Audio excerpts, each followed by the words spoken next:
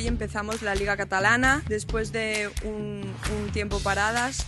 Estos partidos nos sirven para preparar también la Liga Nacional. Cogemos esta liga con mucha ilusión porque hemos preparado mucho el físico, hemos sido muy constantes y gracias al parón del año pasado por el COVID hemos podido trabajar mucho físicamente y estamos muy ilusionadas con la liga.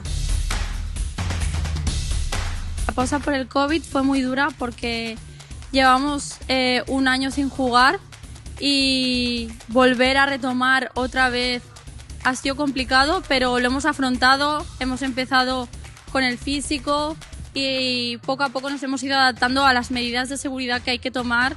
El equipo tiene unas grandes expectativas ya que han venido nuevas jugadoras con buen nivel y creemos que podemos dejar un buen papel en el campo y dejar en buena posición el proyectazo Polgabanenc.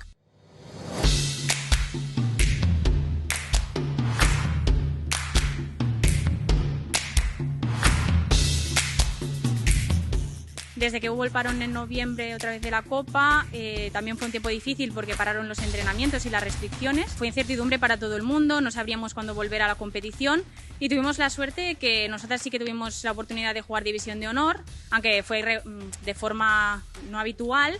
Pero todo y así jugamos la Copa de la Reina y quedamos terceras y eso nos dio un plus de motivación para arrancar este año con mucha fuerza.